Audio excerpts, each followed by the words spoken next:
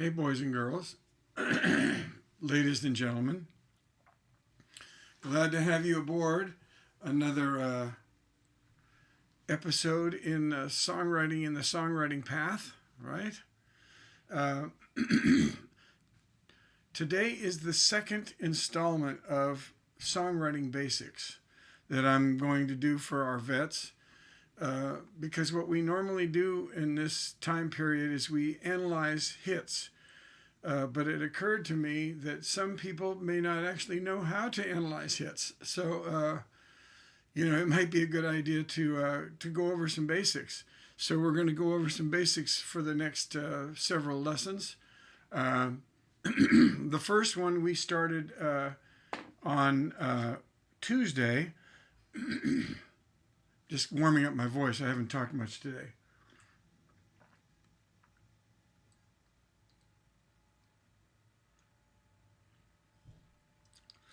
The first one I did was on creativity, because I figured, hey, if you can't get in touch with your lightning, with your spark, with your greatest powers, what's the sense of telling you all these tools, right? What's the sense of that? There isn't, yeah, exactly. It makes no sense. So I'm in the process right now of concluding the creative part of this basic songwriting journey. So part 2, end of creativity, okay? So let us continue. We ended last session with the art exercise, which I asked young songwriters and actually any songwriter to do, right? To do every day, to get in touch with their creativity. And what happens when you do that is you feel so much better when you go into the day. So I always recommend doing it early in the day. Like I get a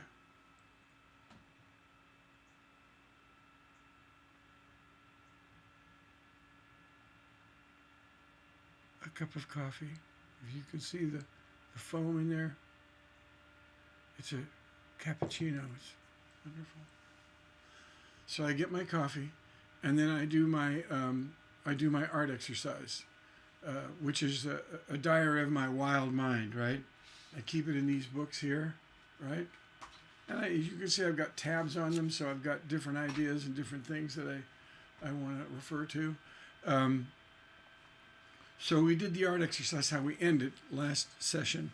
So let's give you one more of, well, actually, I may give you several more exercises to do.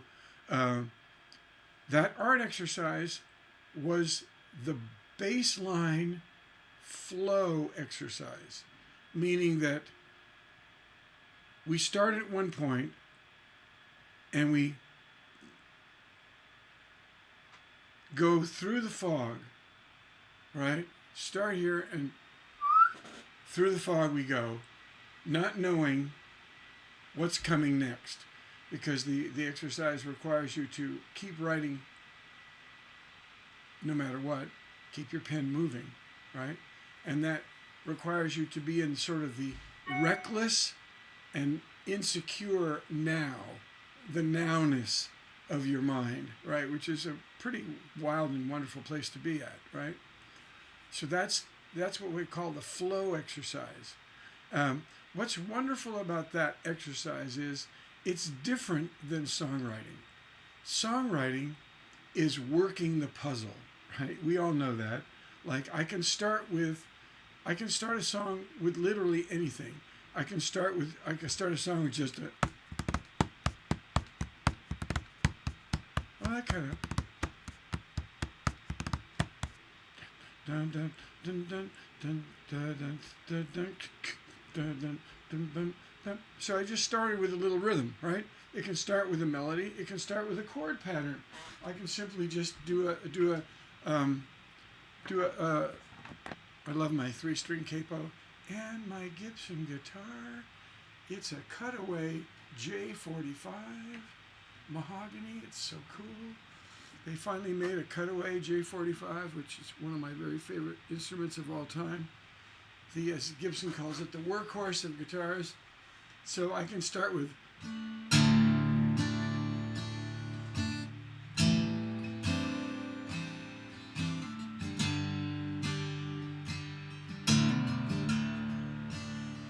that would inspire me.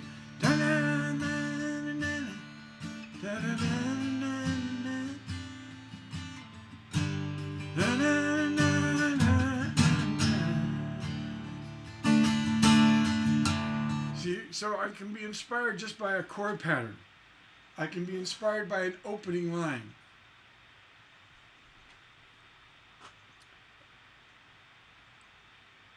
I spilled my hot cup of coffee the minute I heard the news. I just made that up, but I could start that's a good, let's start a song with that, you know. I spilled my cup of coffee the moment I heard the news. What did I hear? I don't know. I'm just, you know, starting from someplace, right? So you can start from anywhere you want to. You can start a song. You can start, of course,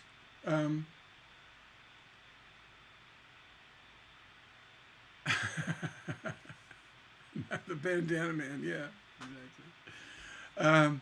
Now, this is my, you know, this is my my mask, you know, for the thing. You know, I got to be careful around people. So we have the flow exercise, which is different from working the puzzle, right?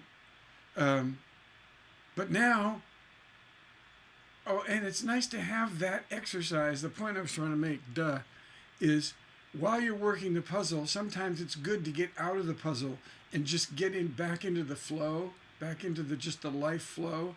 So this puzzle is really, really cool to do.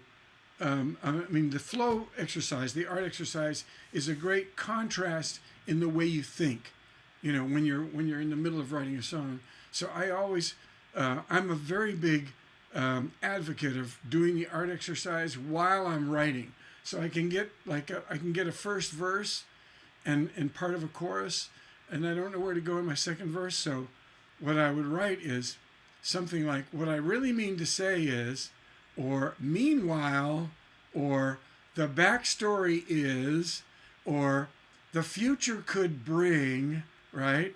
Or anytime I'm thinking of blank blank, I would blank blank blank, right? There's all these different ways to start writing the flow exercise, the art exercise, and then just, you know, just get lost in it.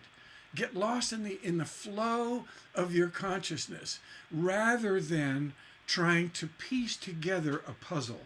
Sometimes when we're, you know, reaching for fragments, you know, that can be like, you know, it can block your mind, rather than just letting everything just flow, just let it go, right? So the art exercise, fantastic for that, to get a contrast to your working the puzzle. But if you want an exercise, a baseline working the puzzle exercise, I've got just the thing for you. Got just the thing for you. Saturday Night Live, dude, I love that guy. It's called clustering. And that's the first exercise we're going to do today. All right? So, clustering. And it's actually kind of cool to do after the art exercise, after you've gone into the flow. And you remember, the last thing we do in the flow is to underline words and phrases that we think have some sort of, you know, excitement to it. Take one of those words or phrases, put it in the middle of a page, and start and circle it, and then start free associating ideas around that phrase. What comes to your mind when you think of that phrase? And so you start writing words and phrases all around this middle thing. So you're going up around and around and around. You're writing words and phrases. Words, words, words, words. And you come back to the circle and then go, oh yeah, well this also could mean this.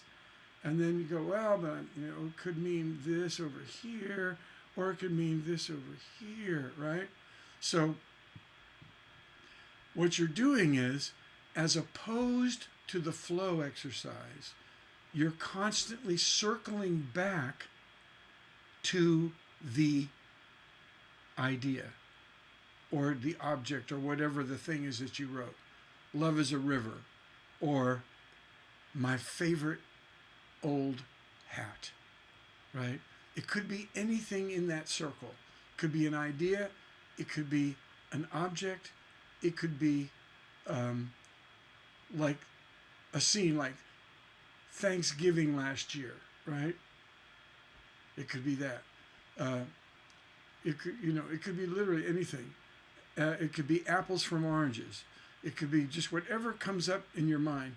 But notice the difference between the flow exercise where we just go off into the fog, or this one where we're circling back in the cluster exercise. And that's what we call holistic thinking, where you're thinking about all the things that are associated with this one thing, right? As opposed to the hunting. When a man goes or a woman goes hunting, they're following a trail, looking at the tracks, trying to find that animal.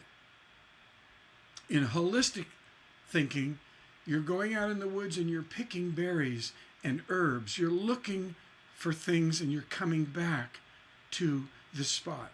You're going out, coming back, going out, coming back. You're holistic thinking, right? Holistic.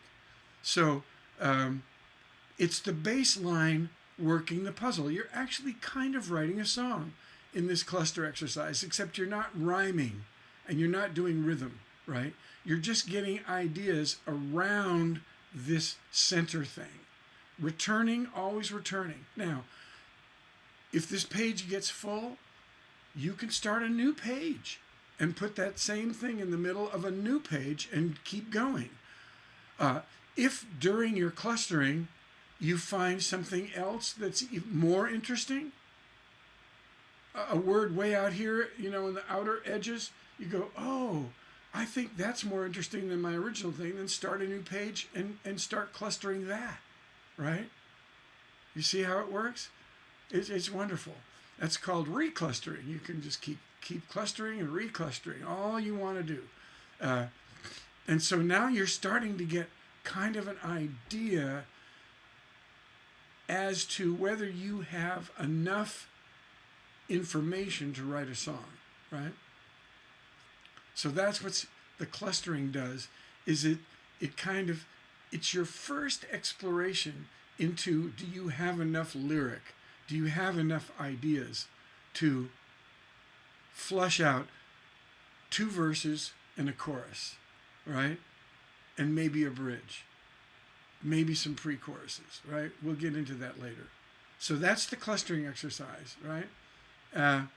Now, clustering isn't so much timed. You can think about it, whereas remember the flow exercise is timed because you're writing without stopping, so we want to put a time limit on it. This clustering exercise doesn't need a time. You can think about what's associated with, and you can also do, by the way, opposites. So you can do what is similar to, let's say, River of Love. What's the opposite of River of Love? So you have opposites.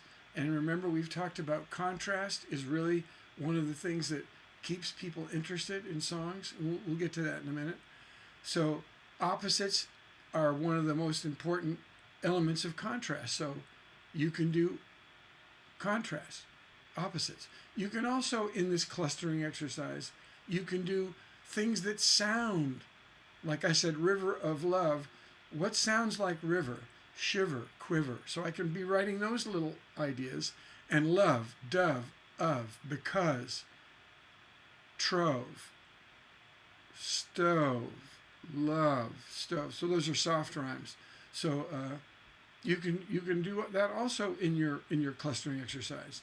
So you can do things that are similar in sound and similar in ideas. So similar sounds, which means those are rhyme words, and similar in ideas, which is going to fill out your story, right? And then you can do opposites. Pretty cool, huh? Yeah, of course it's cool. All right, now, one more exercise I'd like to give you before we move on to some of the other bits and pieces of creativity. I want to finish this, is what we call the headlining exercise. The headlining exercise is absolutely amazing. What this does is it forces you to focus on the one thing you're trying to sell the audience, right? Because songwriting is nothing more than an advertising, right? It's an advertisement for the emotional message that you're trying to get across, right? Yeah. So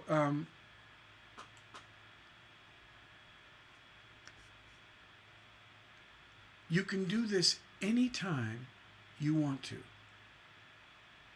during, before, or after your song, right? The headlining exercise, it's just like writing a headline for a newspaper column. You know, like dog bites man. No, that's interesting. But how about man bites dog? Oh, now that's really interesting, right? Headlines. So, oh, by the way, I wanted to tell you about the cluster. One more thing about the cluster exercise is you can write it or type it. Now, if you're typing it, you can it's hard to put something in the middle of a page. So put your idea at the top of a page and divide your page into columns. And that way, when you're writing your words and phrases that are similar, you're writing your opposites and you're writing your things, your words that sound alike, right? It'll go down one and then rather than going to a new page where you lose the title, it stays on the same page. So you still have that title that you're going back to. So you write, go back to, it pops to the next column. And you keep staying with that thought. Stay with the thought. Keep returning to that thought at the top of the page. And you can get as many as 3 columns on a page, depending on how long your phrases and words are. Yeah. And then, obviously, if you run out, you can jump to a new page.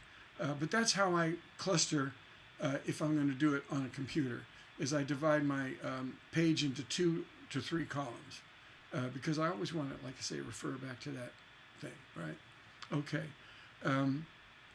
Headlining, really important, keeps us focused and gets rid of what we call red herrings, right? Which is, or another way to put it is sidebars, right?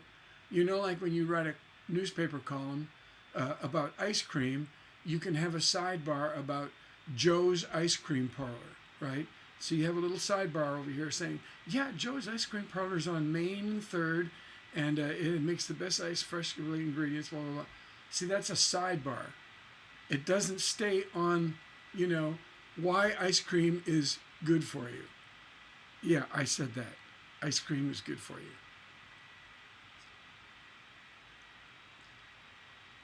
So, we want to get rid of, in songs, we want to get rid of sidebars. We don't want sidebars. There's no room. Remember, a song is between 2 and 5 minutes.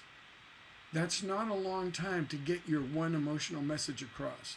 So we want to stay on task, stay on topic. So we write a headline at the top corner of the page. Write a headline. What are you really trying to say? What is the emotional message, right? That's the first thing. The second thing is, what is the story that we're using to tell that emotional message, right? So those are the two parts of headlining. What's the message that you're selling, and how are you doing it? So let's give an example song called Send in the Clowns, an absolute beautiful song. I think Sondheim wrote it, I'm not sure. I don't want to get wrong. There's a couple of really great writers. I believe that song was, well, anyway, it's a great song. Great song. Well, the song is not about the circus. See, so my headline would be the irony of a man discovering that he finally loves a woman, but now the woman is finally leaving him. And I'm using the clown and the circus as a metaphor for the irony, right? Now that's my first attempt at a headline. You can attempt several, you can try it out until you get a really nice clear one, right? So now I could rewrite that saying, I'm using a clown as a symbol for the irony that although I've finally decided to love this girl that I've been with, the girl has given up on me and has decided to leave me. You see? So now I've given you the emotional message, and I've given you the reason why I'm using clown. Send in the clowns. Where are the clowns? Right? So, and another important thing about the headlining is it can change. Oh yeah, it can change. Over time, you're writing the song and you've got a headline going and you're writing, and by the time you get to the second verse, you're going, wait a minute. I think my idea is starting to shift. So you go up and you change the headline. That's okay. You can change the headline as many times as you want it. Yep. Boom. As many times as you want it. Totally cool, right? Totally cool.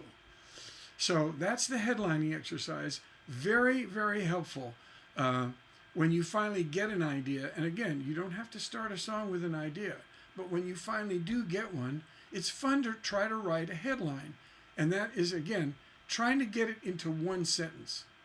You can start a headline with 2 or 3 sentences, but I tried to get it down to like it's a headline. Try to get it in as short a statement as possible, right? And that just focuses me on what I'm trying to get across and what storyline am I using, right? So when I go through my lyric, I go, oh, wait, that guy or that scene there doesn't really stay on my topic. So it's a red herring or it's a sidebar. Get it out.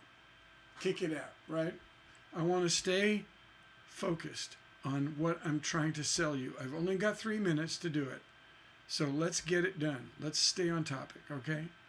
So those are 3 really good exercises to have, right? 3 really good exercises to have. Now, let's talk a little bit more about the creative process, okay? Go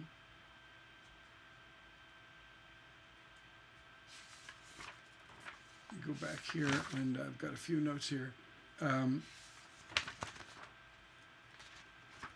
Let's see, I wanted to say, oh, yeah, here's something that you want to know. Remember we talked about we're all in the Royal Society of Hearing Voices? Well, the universe has a nasty sense of humor, okay? The universe gives some of us a whole bunch of natural talent and gives some of us not so much, right? So we have people like Bob Dylan who just keep writing and writing and writing. And then we have people like myself who only write, I write maybe, by myself when I'm in full mode. I might write 10 songs a year. So that's, sort of one song a month, really. Because why? Because I don't have a lot of natural talent. I have to work harder than someone with a lot of natural talent. You could call them genius if you like. They can channel that energy so easily and quickly. There's just something about their natural, the way their genes are, that they can just write more. They can write faster. They can write a better song in a shorter amount of time. Okay? Now, I do not let that bother me one tiny bit. This is important, people. Most people don't have the genius of a Bruce Springsteen, of a Diane Warren, that just prolific songs just come pouring out of them. Craig Wiseman, my God. I mean, think of the songs, the many, many, many hit songs he's had, and these other artists that I'm mentioning. Okay, I don't have that kind of genius, but I do hear the voices, and I am in the Royal Society of Hearing Voices. So I have lovingly come to the conclusion that I have to work a little harder to get my songs as good as those songs.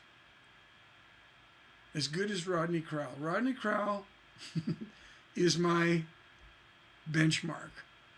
Because I know Rodney a little bit. I don't know him very well, but I know him. When I see him at a gathering, we sit around and talk. It's fun. But I figure if I can play this song in front of Rodney, that song's good, right? He's my benchmark, and a well-deserving benchmark, I might add. Check him out. So I realize that I'm just not going to write as fast and as efficiently as those people. But I'm cool with that. I've got my own rhythm. Why should I be upset at that? I know I can write a hit song. It takes me a little more time. I have to do a lot more rewriting. But I've come to respect and admire my rhythm of writing. And you people can do the same thing. Don't worry if you don't write songs as fast as those people. That's totally okay. I will tell you that one day maybe you will. Because everyone's on a successful writing path. We're all successful songwriters. Once we start hearing voices, you are at that moment a successful songwriter on your path, right? So you start your successful career writing songs that aren't quite as good as the next level and the next level, but they're all successful, right? You're successful at your particular stage where you are, right? So always treat yourself with love and respect, always, because no one else will help you as much as you will. You have to be the church of you. You have to respect and admire and love yourself and give yourself a break every day and tell yourself, I'm on a successful songwriting path. I may be at the beginning, but that's okay. I'm successfully in this stage of my career, and I'm going to move forward with some of those things that I told you in the previous lecture, ways that you can increase your PI levels, your professional intuition, okay? So do not worry about natural talent versus success. You're doing fine just the way you are, right? You can, and I encourage you to always push your limits while being respectful and nice to yourself. Push your limits. Always see where you can go, where you can go, where can you do, what can you do better. All right? Now, that brings up another thing. I'm going to give you a gift right now, a gift that you already have. All right? Are you ready for this? For most people, to write a great song, you have to push your limits, right? You have to push your limits. But wait, what happens when you push your limits? When you push your limits, you're going into unfamiliar territory. Well, what happens when you're off the main road and you're going down dirt roads, right? And you don't have and you lose your GPS. What happens? Sometimes you get lost and you have to go back. That's right. When you're going down unfamiliar territory that has no previous success or failure, you don't know what is good or bad, you're often going to make mistakes. You're going to crash and burn, right? In unfamiliar territory, it's just the nature of unfamiliar territory. It's an experiment. Some experiments fail, right? Well, wait, what did I just say? Did I just say that mistakes make great songs?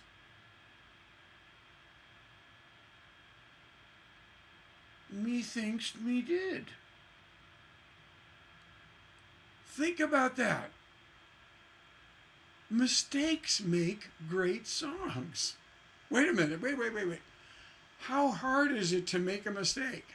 You get my drift? So, make more mistakes. I mean, how hard is this to do, people? Make a bunch of mistakes. And some of these mistakes turn out to be, turn out to be the best thing you ever wrote, right? Because you're learning to prioritize. So you make a bunch of mistakes here and there, and you try some things, and you're daring yourself to do stuff you've never done before. A lot of it fails, but one of those things you go, whoa, that is extraordinary. That was ordinary, didn't like it.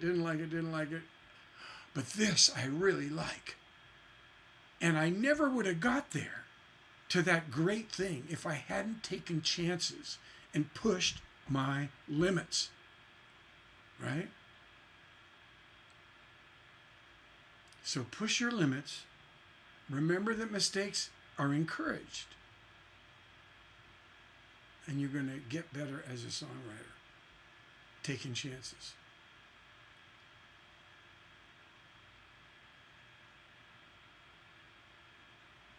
Every time you sit down to create, okay, I'm going to create a song. This is what is it? Friday morning. It's my songwriting time. I'm gonna write a song today. What am I bringing to the table today with my fantastic Gibbo cutaway? What am I bringing to the table today? I'm bringing two things. The first thing I'm bringing is the copy. All the songs, all the stories, all the life that I've lived, all the songs that I've written, all the songs that other people have written that I've heard, that I loved, and even the songs that I don't love. I'm bringing all that to the table right now. All the Beatles songs, the Rolling Stones, Sting, Joni Mitchell, Justin Timberlake, on and on and on. I bring those to the table with me, but I bring something else to the table with me. Besides the copy, I bring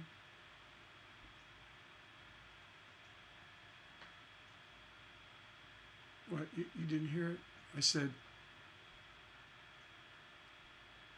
yeah. Notice that voice is hard to hear. You've got to tune into it. You've got to tune into the voice that says, change the copy.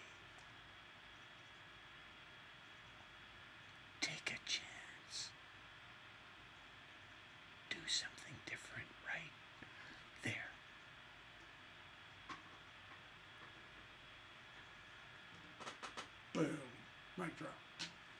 See what I mean?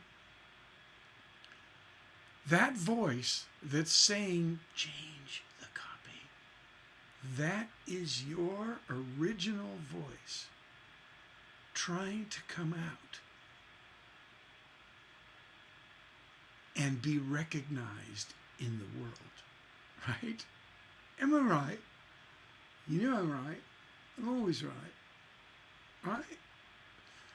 So when you're sitting down to write, of course you have to do things that you've heard before. Of course you do.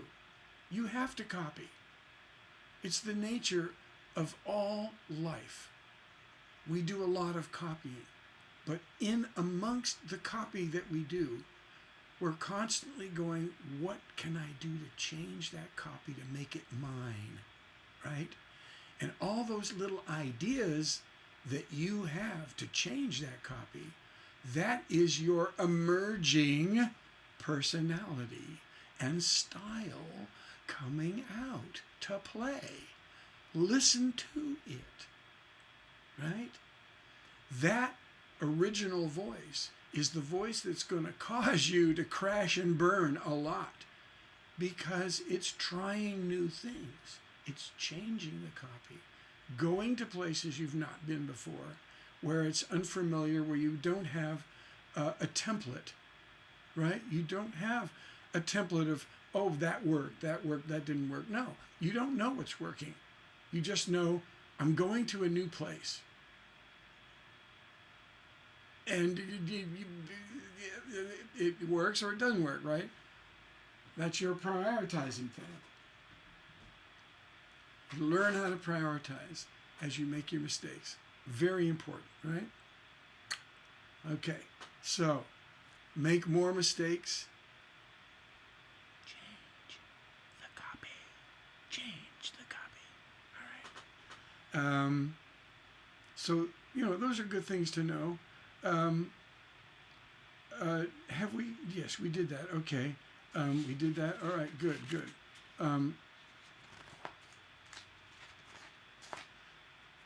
And remember, I just want to make sure we've said this before we move on.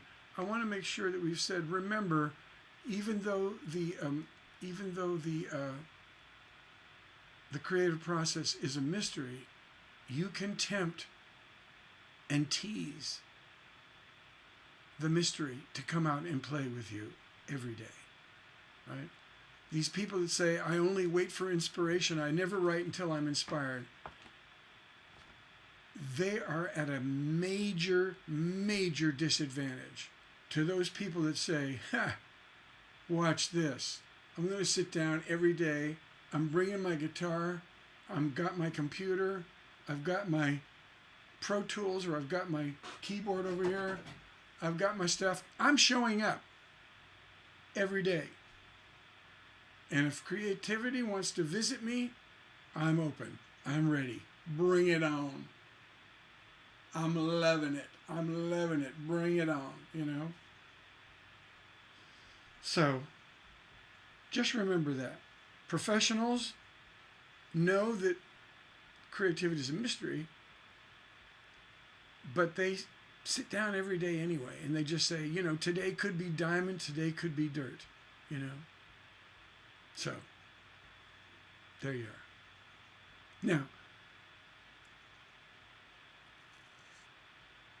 should we talk a little bit about, because this is also part of the creative process, is writer's block? Should we talk a little bit about writer's block? I think maybe that might be a good idea. Let's just discuss writer's block a little bit, okay? First of all, I could say that there's no such thing as writer's block, because we all hear voices, and we're all in the Royal Society, and once you hear the voices, right, you're forever and always in the society. You never get kicked out for any reason. Once you hear voices, you're in, right? So in one way, there is no such thing as writer's block. Writer's block is only the perception that you have writer's block. So in a way, writer's block is something that you're just putting on yourself, right? So you could look at it in that way. There's many ways to look at it, but that's one of the ways to look at it. We'll look at it from several directions, right? Another direction you could look at it from is creativity is a breathing thing, right? You breathe in, you take in life, and you breathe out, you write songs. Writing songs, right? You breathe in, take in that life all around you, you're living life to the fullest. Wow, this is great, I just love my life. This is living, loving. I'm reflecting that and breathing out. So, writer's block can simply be, oh, let me say something else before I say that. So, while you're breathing in and not writing songs, right? Not writing songs, you can be still writing. So while you're having this writer's block, when we know you're always in the, you're always hearing voices, but if the voices stop coming, what you can do is every day you can do the art exercise and or the cluster exercise, right? You can even do a headline exercise. If you've got some titles lying around, you can flesh out the title and see what the idea might be, right? Okay? You can also do, here's another exercise that I just now thought of that's also a fun one that you could do if you're having writer's block. You can take a title that you've had before your block and you can do what we call a song map, right? A song map consists of 4 squares or 4 sections. You can divide on a computer, you can divide your page into 4 sections horizontally. 1, go down 2, go down 3, go down 4. You can say, put a title at the top, and now you can just fill in, just tell a little story. So this is kind of like a vignette, which is shorter than a short story.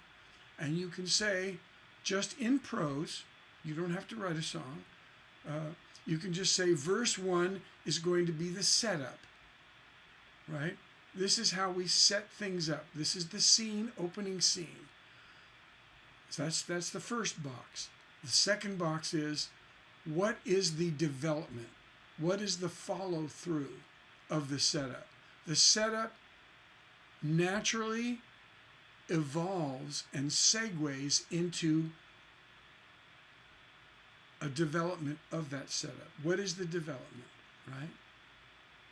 And the third box is, what is the final moment of this thing? So we put it, all stories in 3 parts: a setup, a development, and a finale, a closure, all right?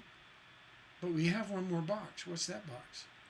That box is the eagle's overview of the whole thing.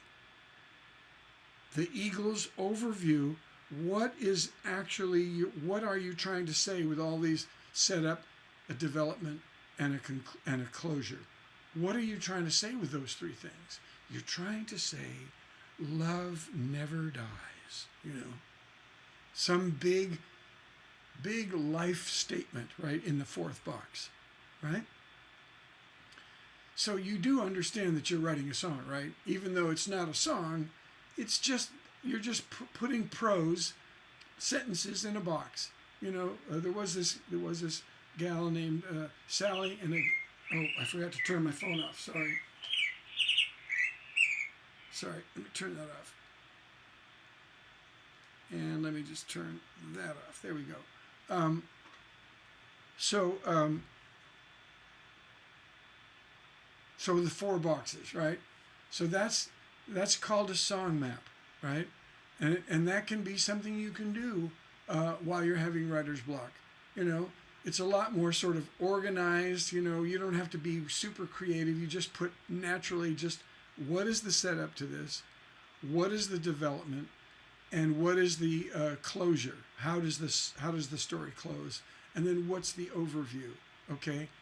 Song map, fun to do, another exercise for you, okay? All right.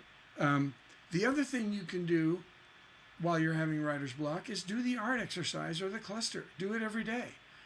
So what's happening is during your writer's block, you're still getting in touch with your creative powers, right? You're still writing about an object. You're writing about a situation, a story. You're writing about a concept or an idea or an ideal, right? Willpower. That's an ideal, right? What is willpower? Talk 10 minutes about that, okay? So if you do these things again, tempting the creative voices every day, right? Right? These are things you can do during writer's block. So what I'm saying is writer's block can be very proactive.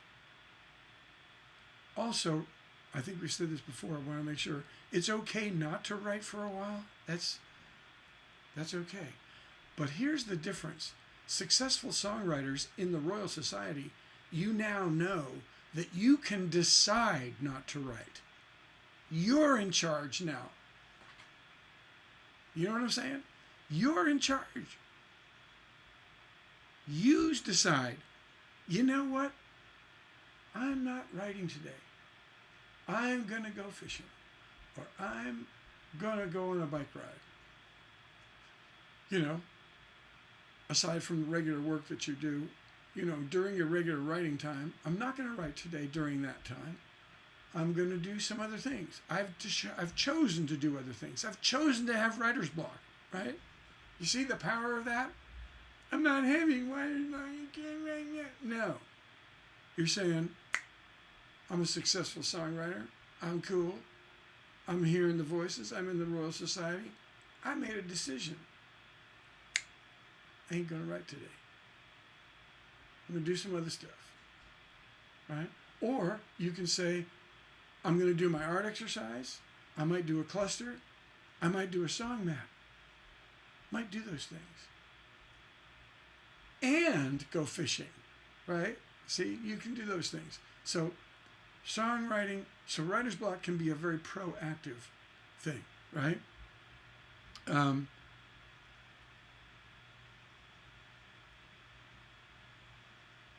Don't forget that to write a successful song, you know, we want to tell the truth, right?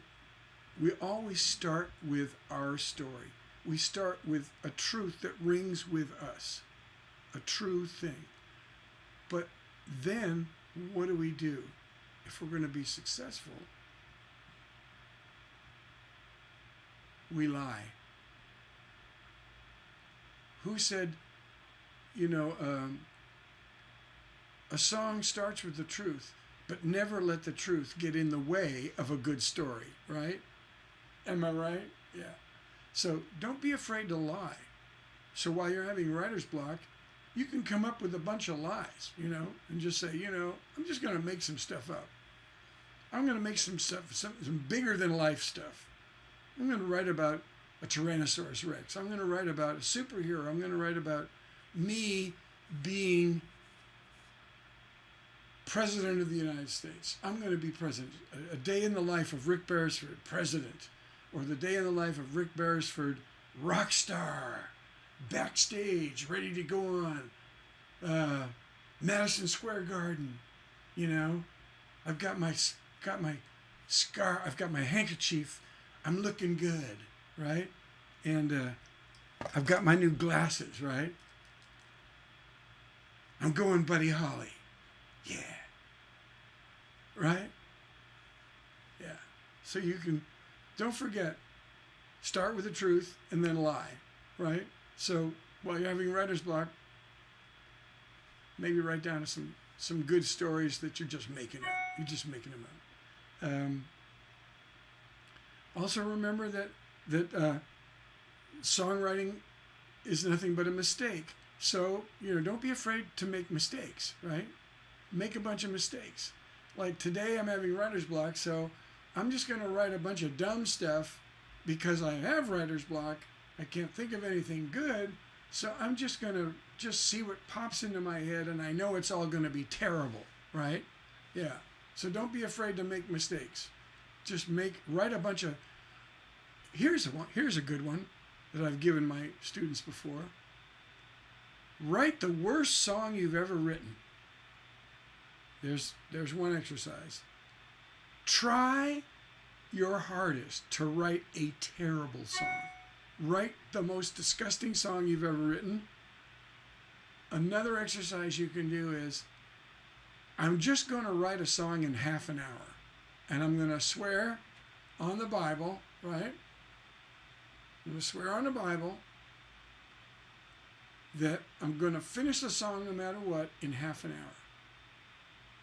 During this writer's block period, I'm just going to write a terrible song. It's going to be horrible, but I'm going to finish it in half an hour. I'm going to have a song. Boom. Going to do it. A lot of fun. It's a lot of fun. All right. The final thing about writer's block, well, is, well, not final.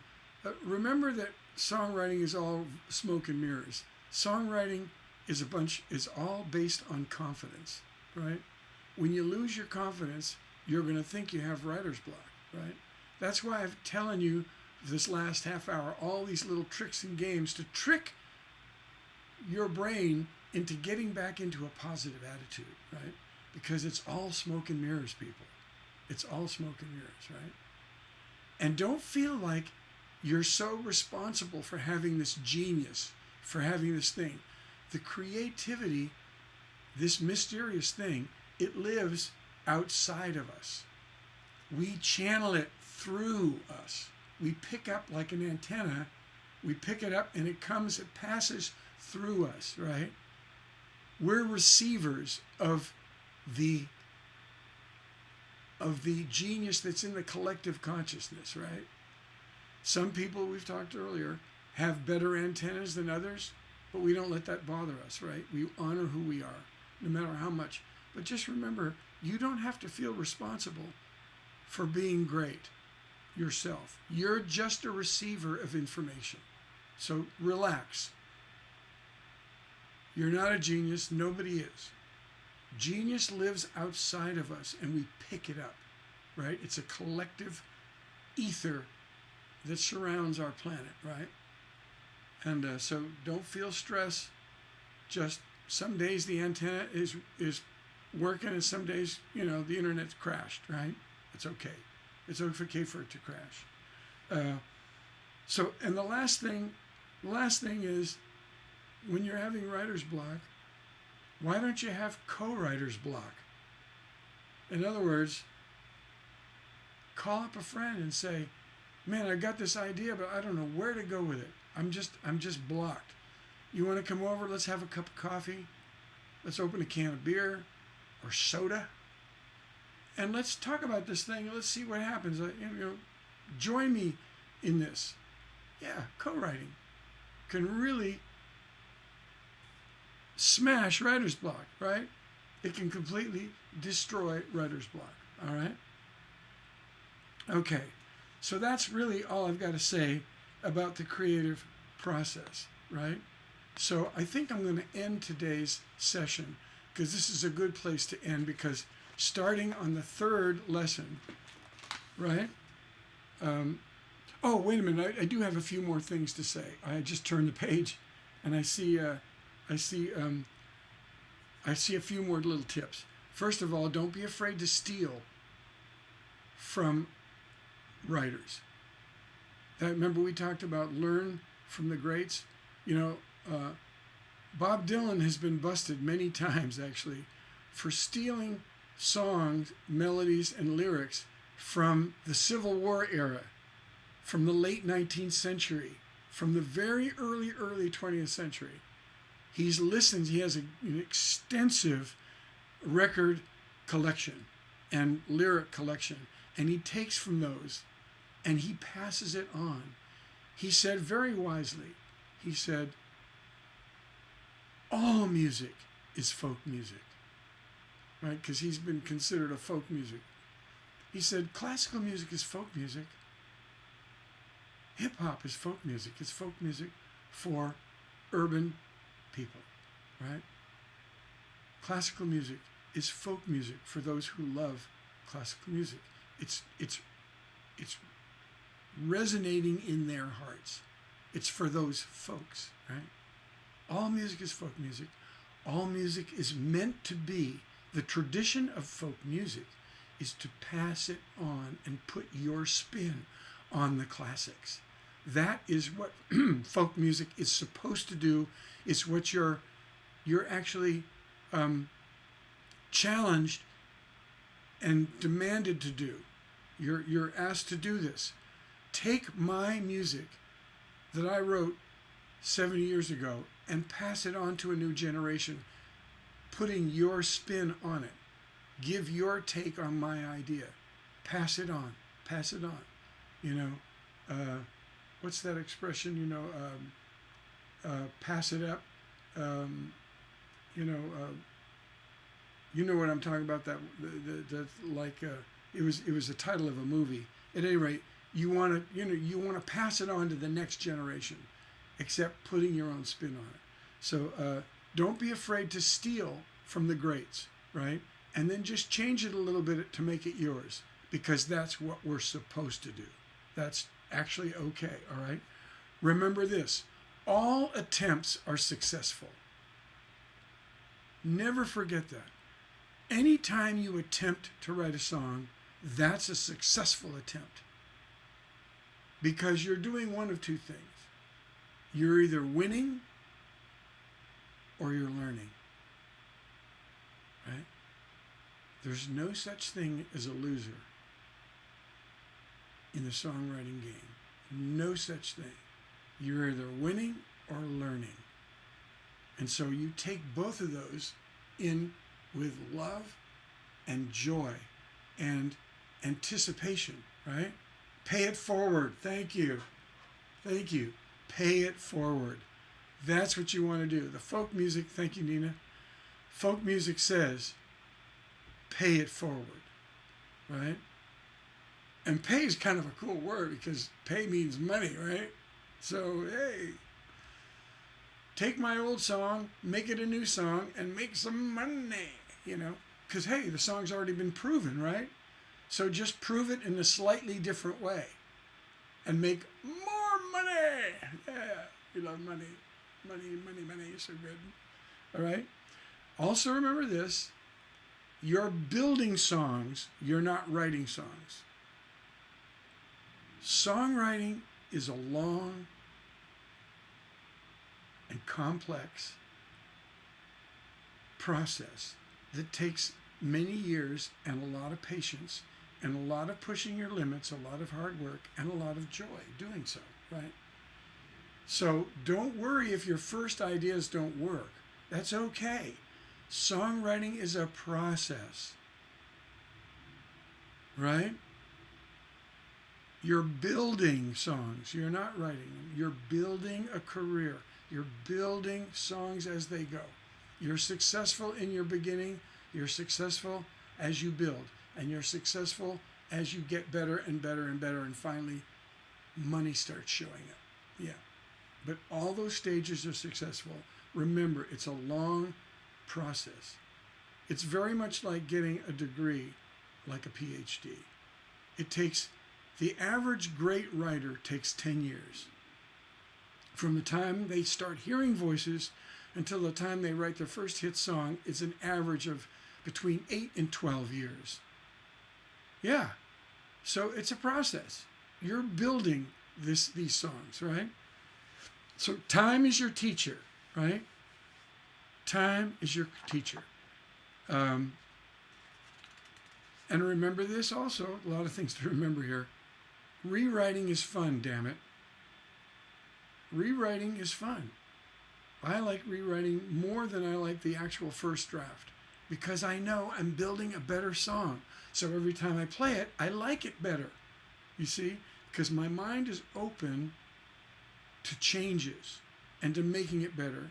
I never glue my first version down. It's like gluing down my foundation of my house and then not building the house. Say, I've got my foundation, the roof is on, I've got my studs and my, drywall up. Then I'm stopping right there. That's it. I'm done. No, you're not done. You have to paint. You have to put in the hardwood floors, the carpets. You've got to go pick your furniture. You've got so much more to do. Remember, your first draft is just that. First draft. My average songs, on average, take at least 20 rewrites, because I want to keep building it and making it better. All right? Don't forget that. Right? Rewriting, you got to make rewriting fun. You just got to do it. Work in that puzzle. Work it, work it, work it. All right? Yeah. Okay. So I think I got everything in I want to get in about the creative process, including writer's block. So we're going to call it a day today. And I will tell you this, I am going on the road for 2 weeks. So we'll just see where we land. If I land in a place, I'm going to Texas to help a friend who's had a medical issue. He's one of my, if not my very best friend in all my life. Has had a medical issue, and he needs some help.